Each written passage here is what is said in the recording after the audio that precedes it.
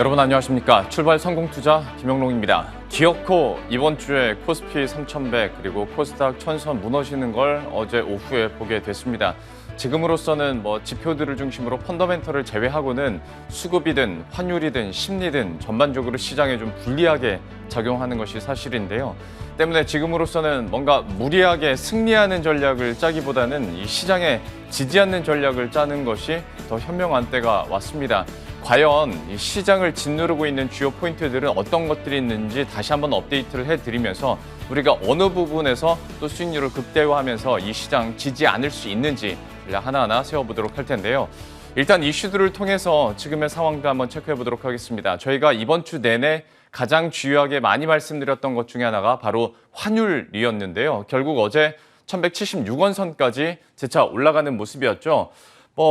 여러 번 표현을 드렸습니다만은 지금은 거의 닭이 먼저인지 달걀이 먼저인지 모를 정도로 환율은 올라가고 있고 외국인의 매도세는 계속 가팔라지고 있습니다. 아무래도 테이퍼링 이슈도 있었고요. 그리고 피크아웃에 대한 우려들, 여기에다가 심리적으로 불안감들, 위험 회피 심리, 델타 변이 바이러스, 람다 바이러스까지 이유야 붙이면 굉장히 많은데요. 그러다 보면 외국인들은 계속 신흥국 시장에서 매도세를 늘려갈 수밖에 없고 그러면 원달러 환율은 상방 압력을 계속 받게 됩니다. 지수는 당연히 떨어질 수밖에 없고요. 그런데 여기서 더 답답한 건 원화가 같은 신흥국이라도 조금 더 약세 크기가 더 크다라는 거죠. 때문에 왜 이럴까? 왜 이런 포인트들이 계속 나타날까라는 의문점이 당연히 들 수밖에 없습니다. 다음 장을 확인해 보시면 직접적으로 감이 오실 것 같은데요. 여기가 우리나라입니다. 그러니까 신흥국 중에서도 올해 들어서 연간 통화 약세 규모가 좀 더 커진 상황이고요. 때문에 지금으로서는 외국인들이 곧바로 드라이브를 걸어서 돌아올 거라는 기대도 갖기는 참 쉽지 않은 상황인데 그렇다면 지금의 환율 상황들 어떻게 체크해 볼 수 있고 그리고 앞으로의 전망이나 정말 환율 변동성이 좀 안정화가 된다면 외국인들의 수급도 기대해 볼 수 있을지 특별히 좀 환율 전문가 연결해서 지금 상황도 한번 파악해 보도록 하겠습니다. 신한은행 S&T센터 백석현 이코노미스트 연결되어 있습니다. 안녕하십니까? 예, 안녕하십니까? 예, 안녕하세요. 먼저 원달러 환율이 이제 1180원 선 턱 밑까지 다시 한번 올라왔고 방금 말씀드렸던 것처럼 신흥국 중에서도 좀 통화 약세가 두드러진 모습인데 그 이유를 어떻게 파악하고 계십니까? 예, 방금 환율 상승과 주식 하락에 대한 이유를 이제 여러 가지 변수들을 짚어주셨는데요. 요약하면 동시다발적인 악재가 터진 것으로 볼 수 있는데 이게 결국 하나의 맥락에서 나오는 상황이고요. 그러니까 그동안 금융시장에 이제 글로벌 경제 정상화를 기대했던 낙관론이 팽배했다고 볼 수 있는데 이런 글로벌 경제 정상화에 대한 낙관론이 급격하게 후퇴를 하면서 주가는 하락하고 달러는 강세를 보이고 원화는 약세를 보이는 이런 상황이 지금 펼쳐지고 있다고 요약할 수 있겠습니다. 그러면 우리 개인 투자자 입장에서도 어느 정도 이제 마음의 준비는 하고 있어야 되니까요. 원달러 환율 같은 경우에 레인지를 전망 어떻게 하고 계신지 이것도 좀 궁금해서요. 일부 외국계 기관은 이제 1,200원을 얘기하는 기관도 생기긴 했는데요. 예. 그 전망은 좀 너무 나갔다는 생각을 하고 있고 1,200원까지는 보진 않고 있고요. 이미 장중에는 1,179.7원까지 찍은 상황인데 고점은 이 수준에서 크게 벗어나진 않을 거다 이렇게 판단을 하고 있고 이제 환율이 더 오른다는 생각으로 달러를 이제 사도 되냐 이런 생각들을 하시는 투자자분들도 계신데 아무리 좋은 자산이라도 싸게 사는 게 중요하잖아요. 그 달러화가 더 오를 수는 있겠지만 이 레벨에서 사는 태도는 좀 자제할 필요가 있다 그렇게 판단하고 있습니다. 언론 보도나 또 증권가에서 1,200원 혹은 1,250원 얘기까지도 나오긴 하던데 그건 좀 너무 간 것 같고 지금이 어느 정도 고점으로 판단한다라는 얘기까지 들어봤고요. 그러면 마지막으로 이건 우리끼리 희망회로 또 돌려보는 건데 만약에 이제 환율이 좀 안정화가 된다면 혹은 1,160원 초반선 혹은 그 밑으로 떨어진다면 진짜 외국인들이 다시 한번 돌아올 수 있을까에 대해서는 좀 현실적으로 어떻게 보십니까? 결국 지금 이 상황도 지나가는 이슈로 봐야 될 텐데요. 근데 외국인들 돌아오는 시기가 언제가 될 거냐는 속단하기는 어려운 것 같고 결국에는 미국 경제나 중국 경제가 최근에 이제 그 회복 모멘텀이 둔화되고 있는 부분이 지금 뚜렷하게 보이고 있는데, 중국 경제나 미국 경제 둔화에 대한 이 부정적인 시각이 개선되는 상황이 돼야 외국인도 돌아오고 글로벌 경제에 대한 시각도 좋아지면서 코스피도 다시 반등할 계기, 그리고 환율도 하락하는 국면이 나올 수 있다고 보고 있습니다. 참 그러니까 뭐 환율이든 수급이든 딱 한 가지의 답을 찾기 쉽진 않지만 환율 시장이 좀 변동성이 잦아들더라도 지금의 주요국들의 경기 회복 둔화 우려 때문에 또 외국인들의 수급은 좀 물음표가 붙어 있는 상황인데요. 어쨌거나 지금 환율 상황에 대해서는 한번 짚어보는 시간을 가졌고요. 신한은행 S&T센터 백석현 이코노미스트 연결했습니다. 오늘 말씀 고맙습니다. 예, 감사합니다. 예. 저희가 환율 시장 이렇게 짚어드렸고 지금 전반으로 지수의 흐름들은 또 어떤 변수들이 남아있는지 저희가 잠시 후에 계속해서 다른 전문가들과 질문해보도록 하겠습니다. 첫 번째 이슈는 이제 이 정도로 마무리 짓고요. 두 번째는 자, 오랫동안 우리들의 관심 밖으로 밀려났었던 현대차 얘기 잠깐 해보도록 하겠습니다. 사실 여러 번 표현을 드렸던 것처럼 현대차에 대해서 스토리가 완전히 훼손된 건 아니거든요. 기대감들은 여전히 있고요. 실적도 잘 나오고 있습니다. 아무래도 환율이나 기타 비용에 대한 변수들이 있어서 좀 실적을 깎아먹긴 했지만 그것을 모두 상쇄하는 것이 물량이 증가했다라는 건데요. 때문에 앞으로도 전기차나 신차를 중심으로 현대차의 실적은 좋을 것이다, 물량도 늘어날 것이다 라는 전망들을 많이 합니다. 때문에 현대차에 대한 스토리는 말씀드린 것처럼 훼손되지 않았다라고 볼 수 있고 특히나 이제 기존 가솔린차뿐만 아니라 전기차에 대해서 현대차가 계속 드라이브를 걸고 있고 전기차와 관련된 신차 출시가 앞두고 있는 상황이죠. 다음 자료 확인해 보시면 전기차에 대한 모멘텀은 계속 살아있고 그 물량도 계속 늘어날 것으로 예상이 되고 있습니다. 그러니까 여전히 전기차에 대한 모멘텀, 신차 모멘텀, 그리고 실적에 대한 모멘텀 여전히 살아있는 상황인데 주가가 응답을 역시 안 해주고 있죠. 현대차 2달 동안에 무려 17%나 빠졌습니다. 전반적으로 관심도 밖에 있고 현대차도 환율 영향에서 완전히 자유로울 수 없는 기업이기도 하고요. 시장에 관심도 없고 수급 상황도 여의치가 않습니다. 과연 오랜만에 현대차에 대해서는 어떤 투자 의견이 가능할지 이것도 한번 잠시 후에 살펴보도록 할 텐데요. 참 좀 답답한 마음이 많으실 겁니다. 그래도 최대한 해법을 찾아볼 수 있도록 바로 전문가 연결해서 전략 세워보도록 하겠습니다.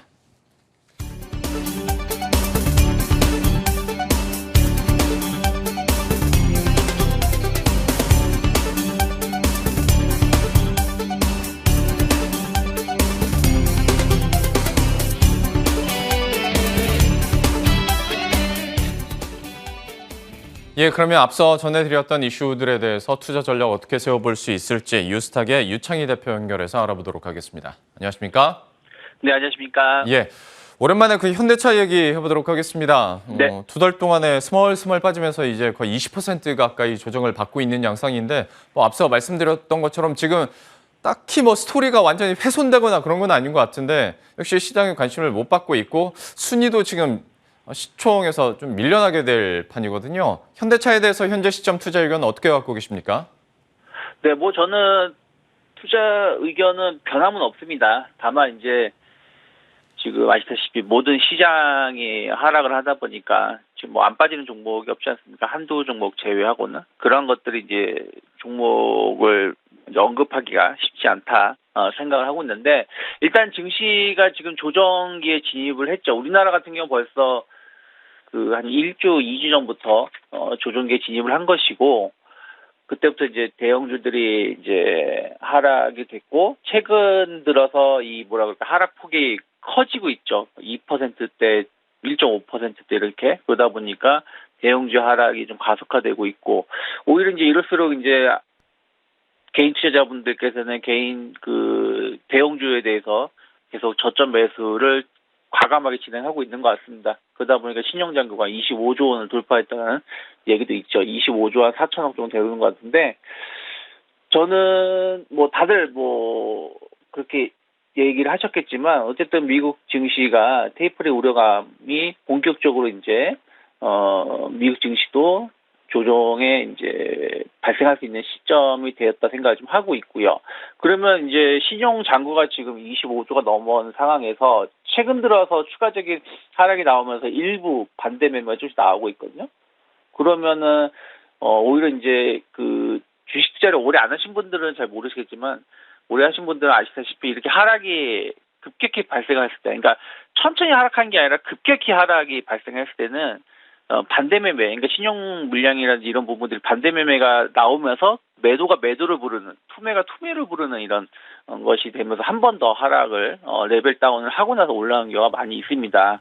그렇기 때문에 아직까지는 뭐 현대차가 나쁘다는 것이 아니라 지금 국내 증시에 모멘텀이 없다라는 거, 그리고 해외 증시 유럽하고 미국 같은 경우는 이제 하락을 시작한 것이라서, 물론 이제 뭐 어저께도 미국 상당히 강한 모습을 보여줘서 그냥 일시적인 조정 아니야라고 생각할 수도 있겠지만, 만약에 조정이 크게 한번 나온다라면 미국 증시도 일단은 8월 말까지, 다음 주까지는 계속해서 조정이 나올 수 있다라고 좀 열어놔야 되는 상황이거든요. 그러면 저는 뭐 국내 증시도 추가적인 조정이 나올 수 있기 때문에 저는 현대차 연말에는 지금도 높은 주가 수준을 기록하고 있을 거라고 저는 확신을 하고 있지만, 일단 저점이 확인된 것은 아니기 때문에 좀 주요 저점을 좀 확인하고 접근하셨으면 좋겠고요.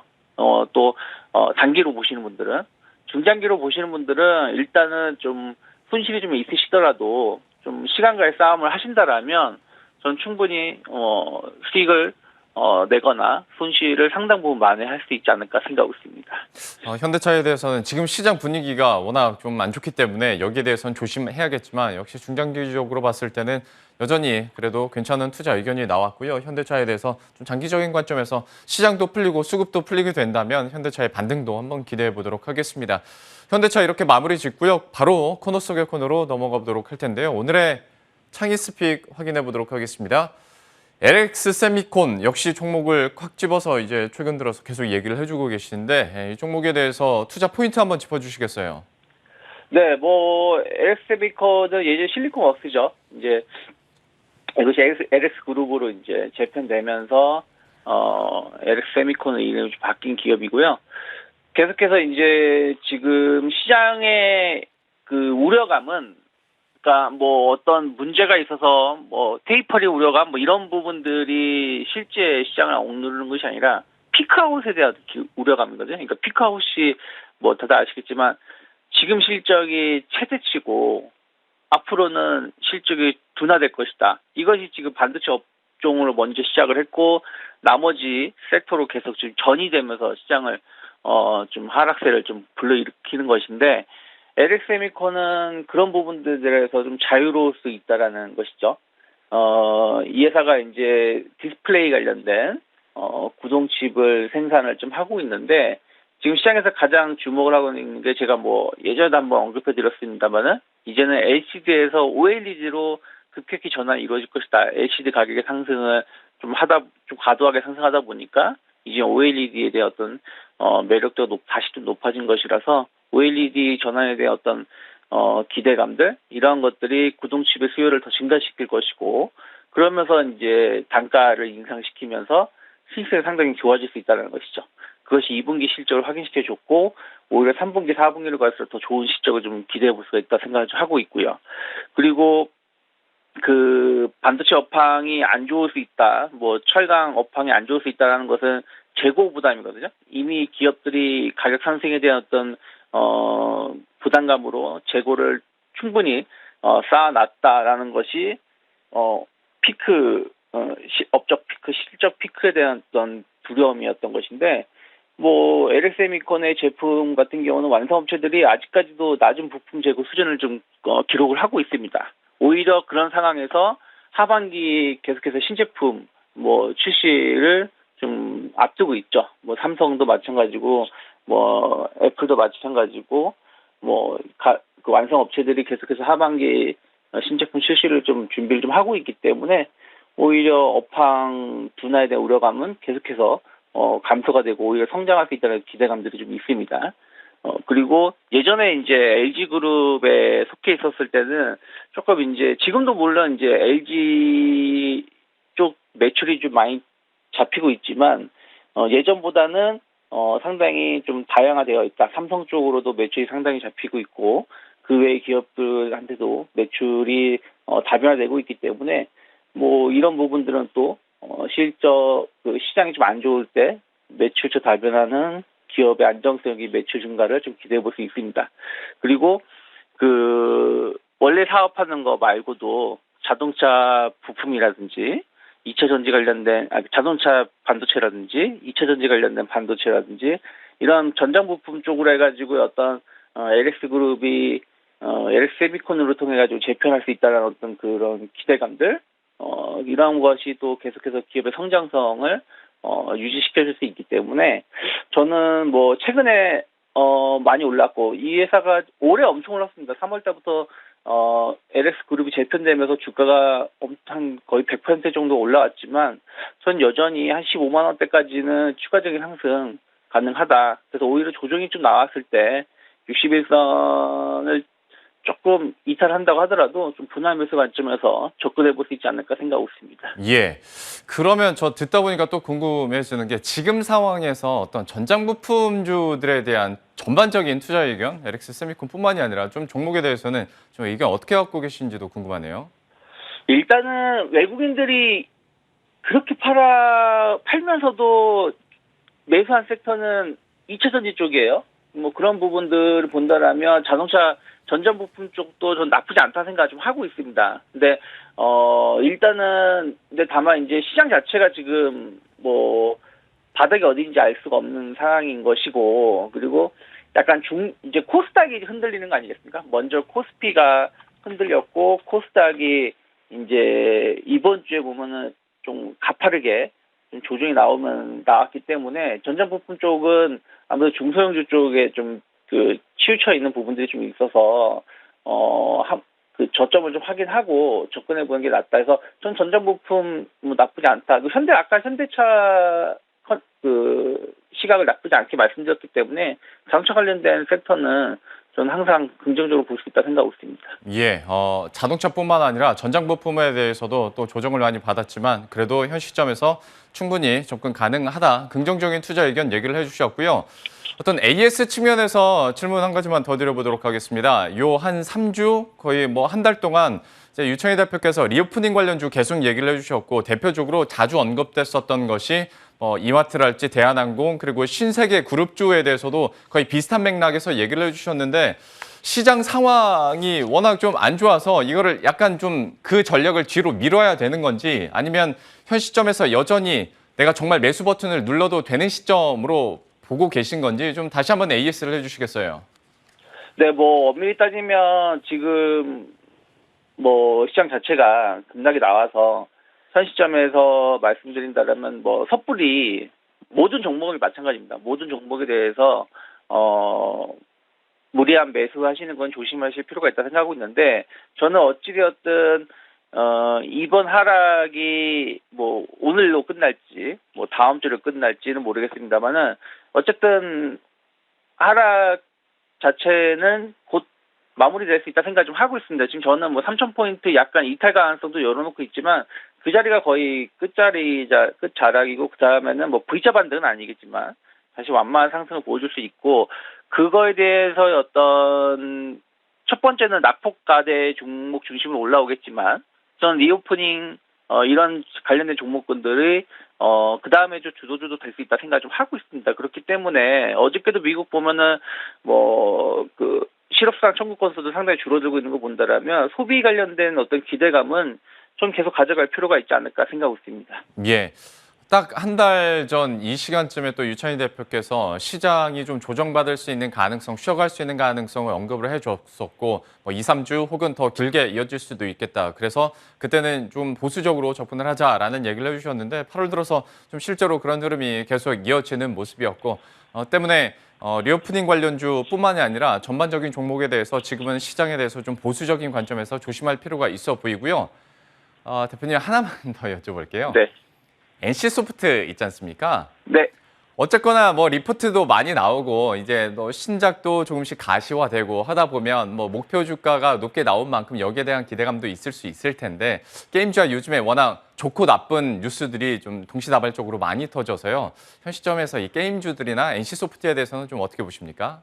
네, NC소프트는 그제도 게임주 서비스 이렇게 뭐 언급을 해드리면서 NC소프트 뭐 넷마블 뭐 이런 식으로 좀 몇 개 기업은 좀 하락을 하더라도 좀 지켜보자라고 말씀드렸었는데, NC소프트 이번 신작 소식도 나왔고, 또 대만에서의 안정적인 매출도 확인된 거 본다라면, 물론 이제 어저께 많이 올라와서 추가적인 상승이 일단은 매물대에 대한 부담감이 있을 수 있겠지만, 저는 항상 말씀드리지만 우리나라 게임 업체 중에서 NC소프트만큼 현금 창출 능력이라든지 안정적인 매출을 기록하고 있는 기업은 몇몇 없죠. 그런 것을 본다라면 전 여전히 한 95만 원대까지의 목표가는 열려 있다.